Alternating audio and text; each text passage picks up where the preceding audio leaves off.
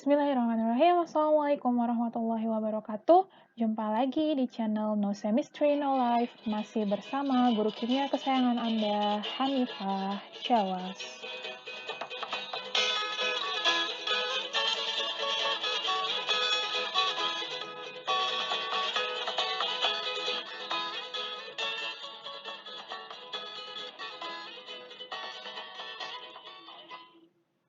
Video ini merupakan video ke-9 dari pembahasan mengenai sifat koligatif larutan. Pada video ini kita akan membahas mengenai sifat koligatif larutan elektrolit. Nah, berdasarkan hasil percobaan, selalu ditemukan bahwa antara larutan elektrolit dan larutan non-elektrolit itu memiliki perbedaan sifat koligatif ya. Jadi kan sifat koligatif itu kan sifat suatu larutan yang hanya dipengaruhi oleh jumlah zat terlarut, tidak dipengaruhi oleh jenis zat terlarut. Namun di sini didapatkan bahwa antara larutan elektrolit dan larutan non-elektrolit itu terdapat perbedaan sifat koligatif. Mengapa hal ini bisa terjadi? Nah, ini bisa kita jelaskan dengan contoh sederhana ya. Misalnya di sini kita punya dua larutan berbeda, yaitu larutan NaCl dan larutan sukrosa ya. NaCl ini kan merupakan elektrolit ya. Kalau misalnya sukrosa itu non-elektrolit, kan? NaCl jika kita masukkan ke dalam air itu akan berubah atau terionisasi menjadi ion-ionnya, yaitu ion Na+ dan ion Cl-. Sebaliknya, kalau sukrosa dimasukkan ke dalam air, dilarutkan, itu tidak akan menjadi ion, dia akan tetap berada pada keadaan molekulnya. Kalau kalian lihat di sini, ya, NaCl itu nanti akan terion menjadi ion Na+ yang digambarkan oleh lingkaran warna ungu dan Cl- yang digambarkan oleh lingkaran warna hijau. Sedangkan sukrosa yang kalau dilihat nih kayak satu paket gitu ya.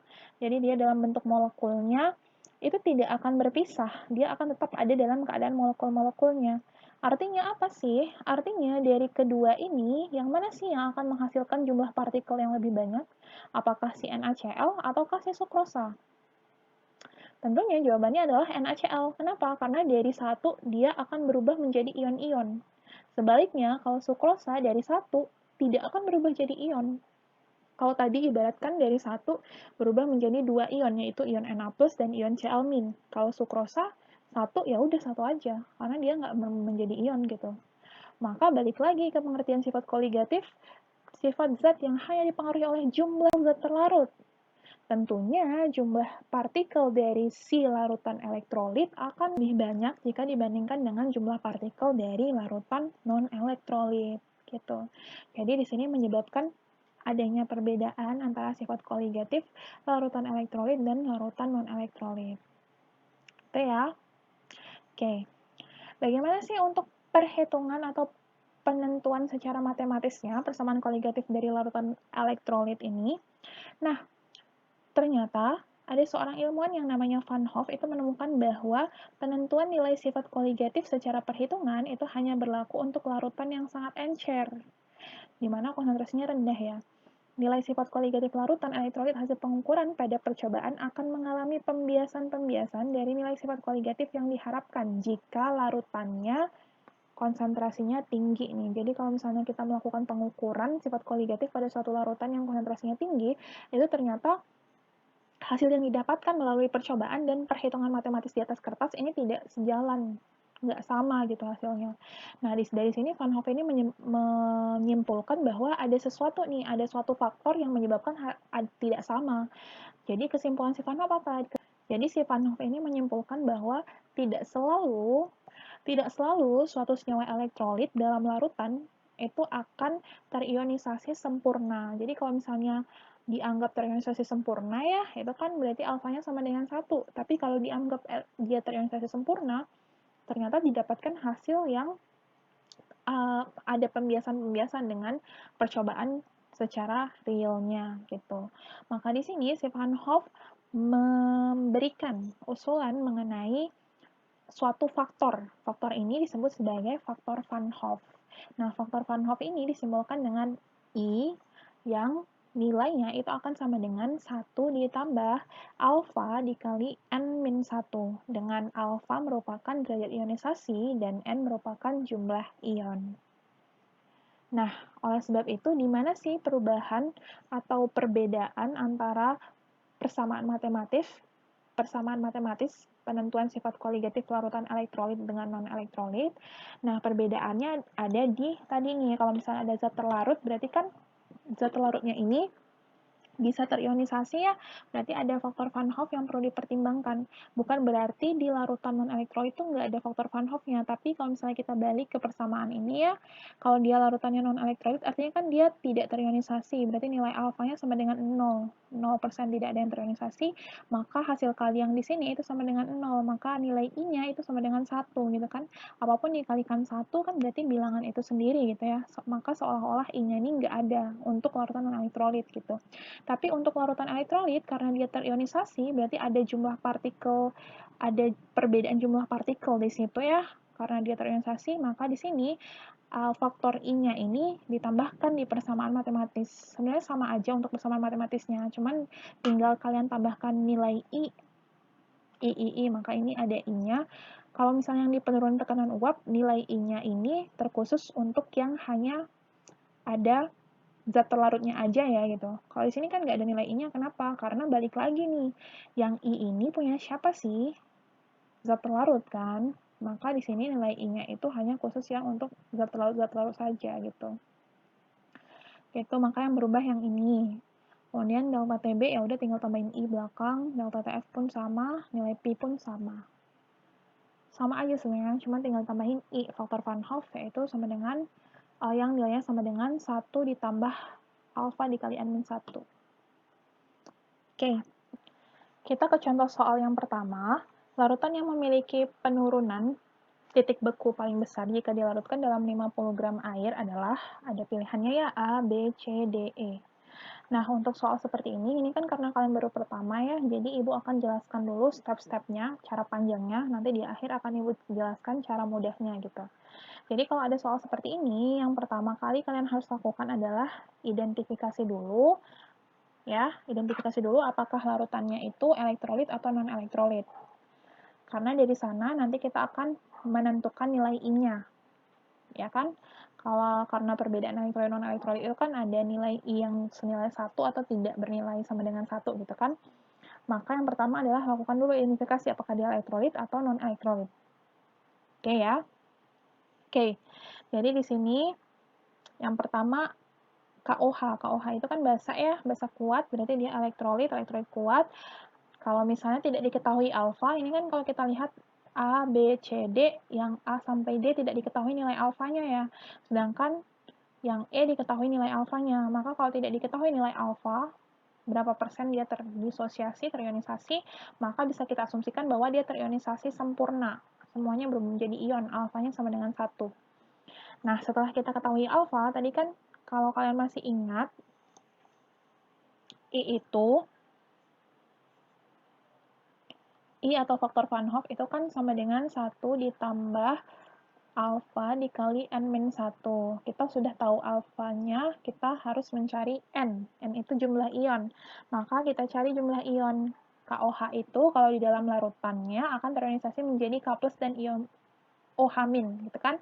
Berarti di sini ada 2 ion, yaitu ion K+ dan ion OH-. Ada 2 ion, berarti nilai N-nya sama dengan 2. Dari sana tinggal kita masukkan ke persamaan nih. Nilai alfa sama dengan 1, nilai N sama dengan 2. Ya udah nih. Berarti 1 ditambah 1 dikali 2 min 1. 2 dikurang 1, 1. 1 kali 1, 1. 1 tambah 1, 2. Maka I-nya sama dengan 2. Habis itu udah ya. Ini nilai I untuk KOH.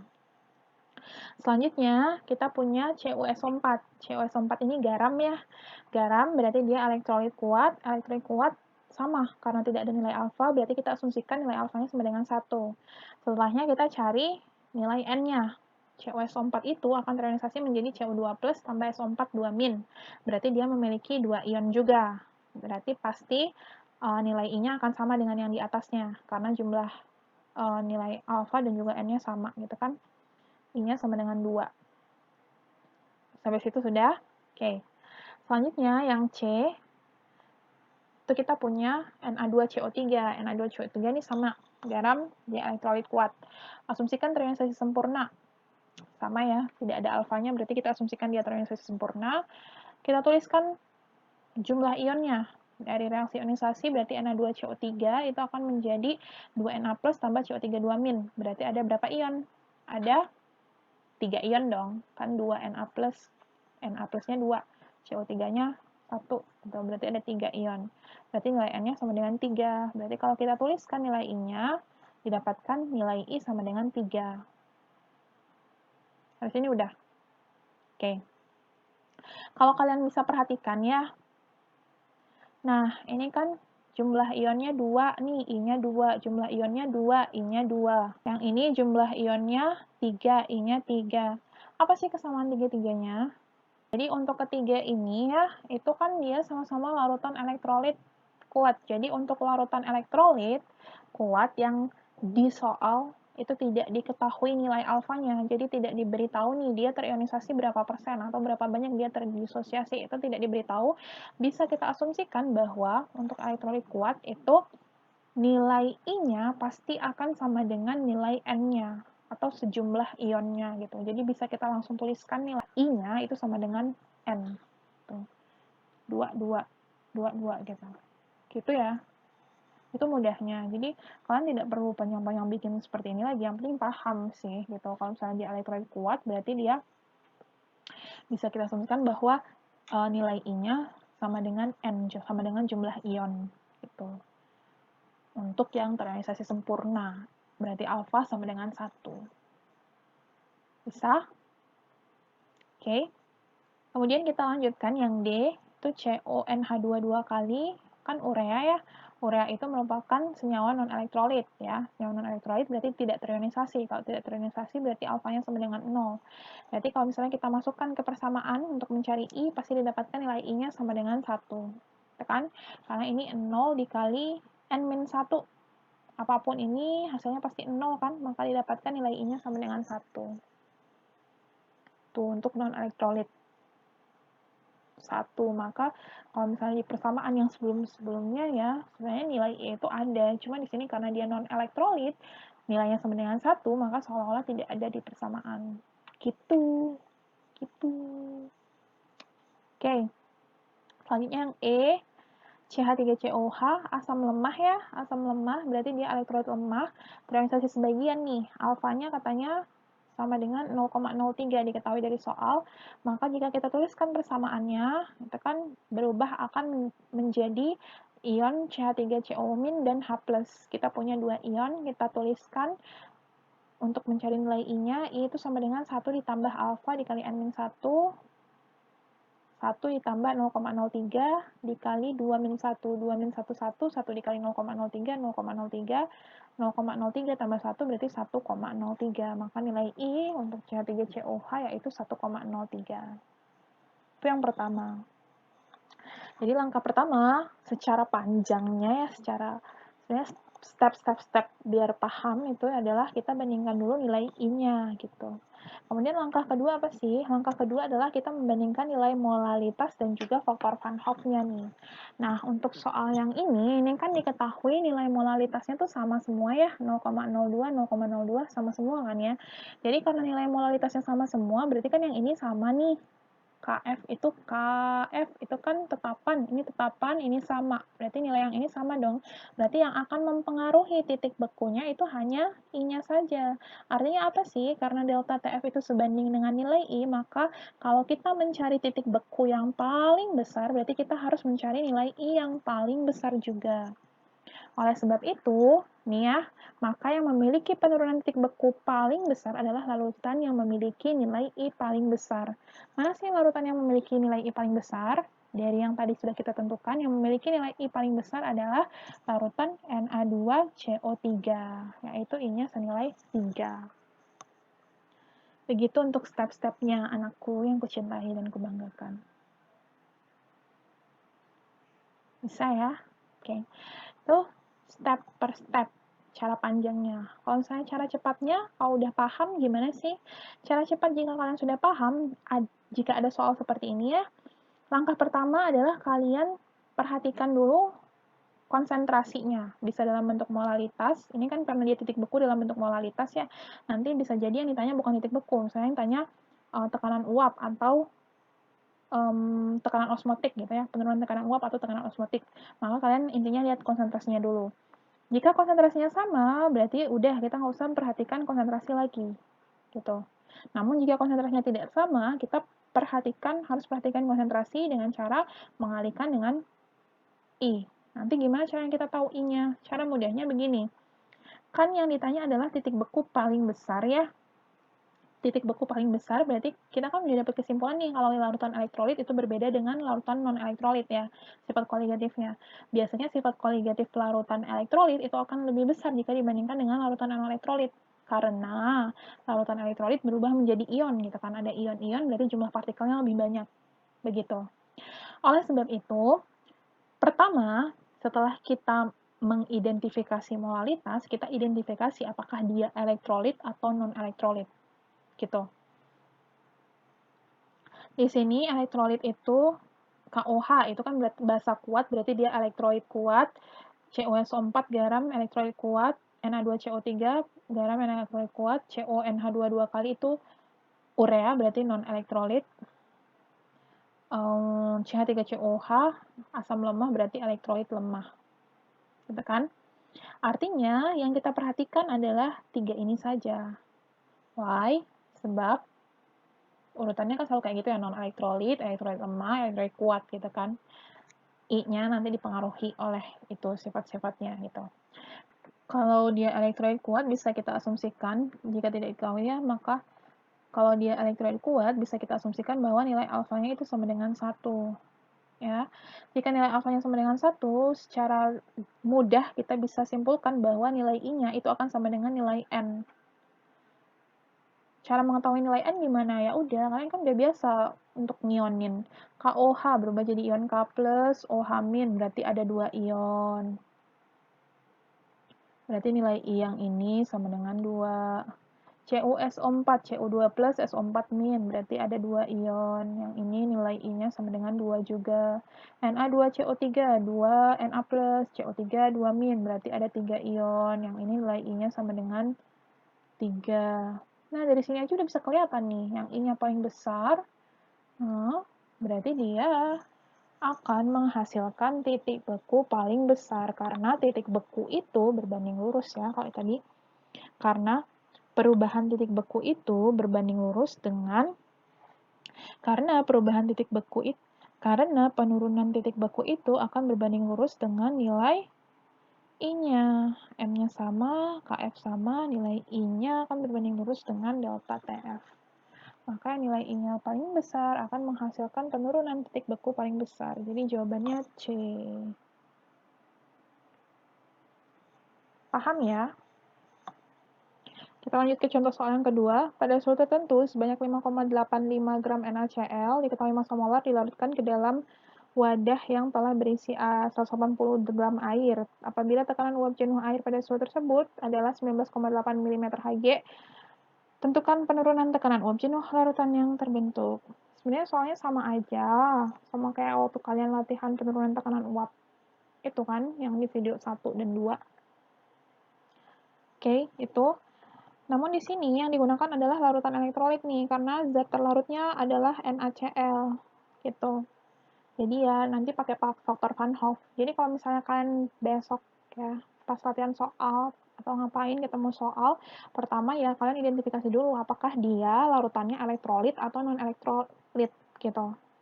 Ingat ya, harus langkah pertama identifikasi dulu elektrolit non elektrolit gitu. Karena biasanya kelupaan nih. Oh, kalau misalnya elektrolit tuh nilai faktor Van Hoff-nya tuh ada, bukan 1 gitu. Bukan 1, jadi dia punya nilai faktor Van Hoff, jadi I-nya harus masuk.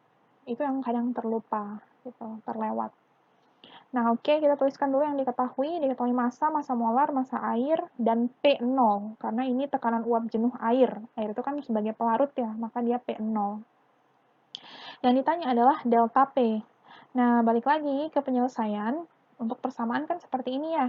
Delta P itu sama dengan P0 dikali XT, di mana XT ini bisa berubah rumusnya jadi yang ini kan, NT dikali I. Ini ngapa terbalik sih? Kalian ngerti lah ya, ini harusnya di depan. Biar sama gitu, biar cantik ya. Whatever. Intinya XT-nya itu berubah jadi yang ini kan, persamaannya. NT per NP tambah NT. dimana NT-nya spesial sedikit ya, karena dia merupakan larutan elektrolit gitu, maka NT-nya harus dikali dengan I gitu, karena dia elektrolit. Udah ya? Oke.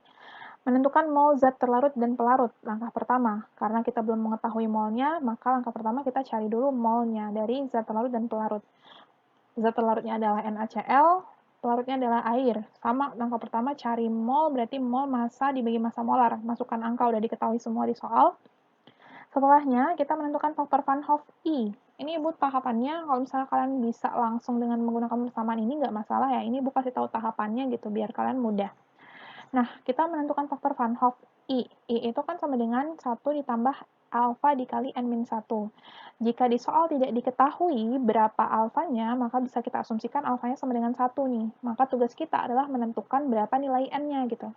Kan karena kita mau mencari I-nya ya, berarti kita harus tahu alfa, kita harus tahu N gitu. Alfa tidak disebutkan di soal, berarti kita asumsikan dia terionisasi sempurna, alfa sama dengan 1. N-nya kita cari dengan ionisasi, ya. NaCl itu akan terionisasi menjadi ion Na+ dan ion Cl-, berarti nilai N-nya itu sama dengan 2, karena dia ada 2 ion dalam NaCl. Gitu ya. Setelahnya, nih udah tadi, tinggal kita masukkan. Berarti 1 ditambah alfanya 1, ionnya 2, min 1. Berarti I-nya akan sama dengan 2. Nah, dari sana baru kita bisa menentukan delta P-nya nih, fraksi mol zat terlarut. Boleh-boleh aja, kalau mau pelan-pelan dulu. Nah, dari sana, kalau mau langkah tahapan-tahapan ini ya, kita tentukan fraksi mol zat terlarutnya nih. XT itu sama dengan NT kali I per NP tambah NT kali I. Nah, di bagian mol terlarutnya harus dikali I gitu.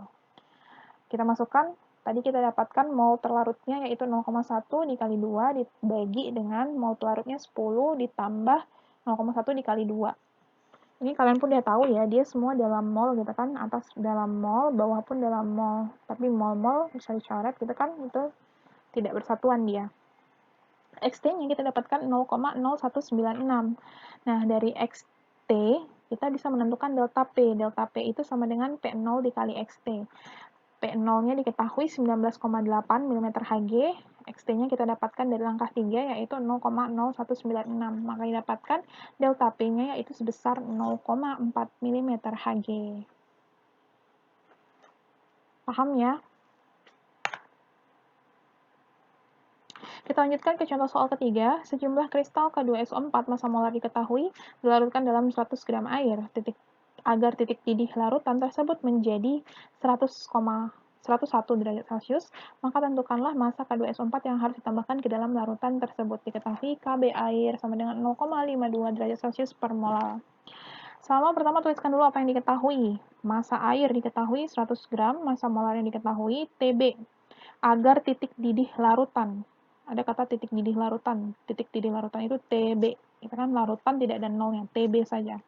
Tb itu 101 derajat Celcius, Kb diketahui 0,5, 2. Oke. Nah, ditanya adalah massa dari K2SO4. Penyelesaian gimana? Oke. K2SO4. Sama, kalau misalnya ini kan karena kita contoh atau latihan soal dari larutan elektrolit, jadi kan kalian tahu, oh pasti larutannya elektrolit. Tapi nanti kalau nggak ada kayak gini kan, kalau di soal asli itu kan berarti kalian harus langkah pertama identifikasi dulu. Dia itu elektrolit atau non-elektrolit gitu ya, selalu ya, elektrolit atau non-elektrolit. Ibu percayakan kepada kalian kembali untuk mempelajari yang mana larutan elektrolit dan larutan non-elektrolit. Insya Allah kalian udah paham lah ya, di kelas 10 pun udah pernah gitu kan untuk larutan non-elektrolit dan larutan elektrolit. Oke, K2SO4 merupakan larutan elektrolit ya, garam. Dia merupakan larutan elektrolit, maka di sini untuk menentukan persamaannya itu kita sertakan faktor Van Hoff-nya. Nilai faktor Van Hoff-nya tidak sama dengan 1 gitu, maka ada nilai faktor Van Hoff-nya.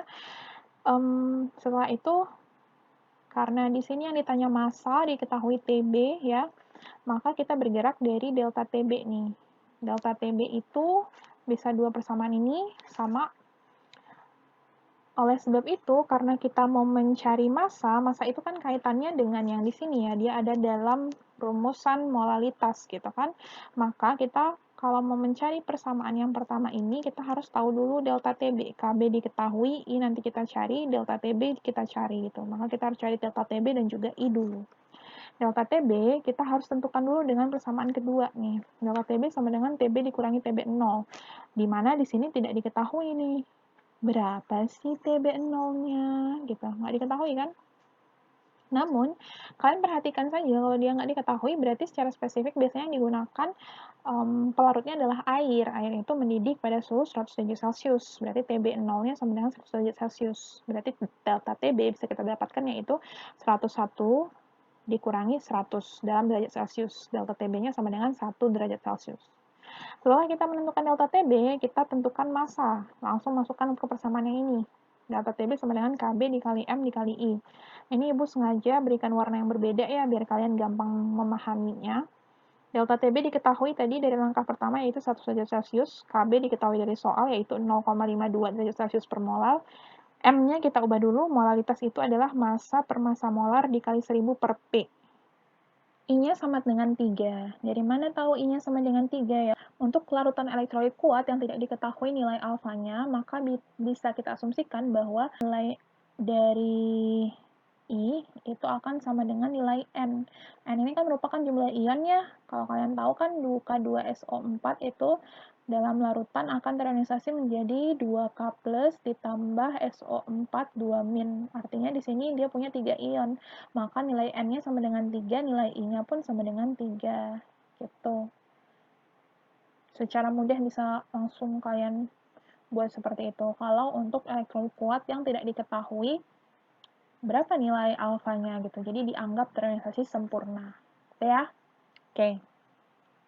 Selanjutnya tinggal kita masukkan nih, nilai dari massa molarnya diketahui dari soal, P, massa pelarut pun diketahui, yaitu 100 gram nih ya. Masukkan, selesaikan bagaimanapun caranya yang kalian anggap lebih mudah. Ini kalau misalnya ibu selesaikan dulu semuanya yang di sebelah sini, tinggal nanti pindah ruas, berarti 1 dibagi hasil yang ini adalah 0,045. Hasil yang sebelah kanan 0,045, maka didapatkan massa dari K2SO4 yaitu 11,15 gram. Mantap. Soal keempat, sebanyak 25 gram basa lemah LOH dilarutkan dalam 500 gram air. Ternyata penambahan basa ini menyebabkan kenaikan titik didih larutan sebesar 0,38 derajat Celcius. Jika diketahui KB air dan massa molar LOH, tentukanlah derajat ionisasi LOH yang terurai. Diketahui rho air 1 gram per mili. Tuliskan dulu semua yang diketahui, massa LOH 25 gram, massa air 500 gram, delta TB. Ini kata-katanya adalah ternyata penambahan basa ini menyebabkan kenaikan titik didih, kenaikan perubahannya berarti delta T didih, B boiling, delta TB. Diketahui massa molar dari LOH, diketahui KB air. Yang ditanya adalah derajat ionisasi berarti alfa. Ya. Tuliskan dulu penyelesaian karena kita ngomongin delta TB berarti TB ya. Basa lemah berarti elektrolit ya, elektrolit tapi elektrolit lemah gitu. Berarti ada I faktor Van Hoff-nya nilainya bukan 1. Bisa kita tuliskan. Oke. Pertama, kalau kita mau menentukan derajat disosiasi ya, derajat ionisasi, derajat disosiasi, delta TB itu sama dengan KB dikali M dikali I. Kita masukkan delta TB-nya diketahui dari soal yaitu 0,38, KB-nya 0,52. Diketahui dari soal semua. M molaritas itu kita ubah dulu menjadi massa dibagi massa molar dikali 1000 per P. I-nya pun kita ubah menjadi persamaannya, yaitu 1 ditambah alfa dikali N-1. Kenapa kita harus ubah menjadi persamaan ini? Karena yang ditanyakan di soal adalah alfa. Gitu. Ya. Ini langsung cara cepat aja, karena Ibu anggap dari 3 soal sebelumnya kalian udah paham, kan? Jadi yang ini langsung yang cepat gitu, nggak mesti step lagi. Oke. Oke, selanjutnya kita masukkan data yang diketahui lagi nih. Ya. Di sini LOH ya, LOH itu dalam air, ini karena dia basa lemah, harusnya terionisasi sebagian nih, bolak-balik ya. Mohon maaf nih, tandanya salah nih yang buat nih. Gimana Mbak Hanif nih? Lanjut. Oke, jadi di sini LOH itu akan terionisasi menjadi L+ ditambah OH- ya. Berarti di sini kita punya ada berapa ion? Ada 2 ion. Gitu kan ya. Oke, selanjutnya apa yang terjadi di sini? kita masukkan data-data lain yang diketahui. Data lain yang diketahui apa sih? Massa dari zat larut LOH yaitu 25 gram, massa molarnya diketahui 125 gram per mol.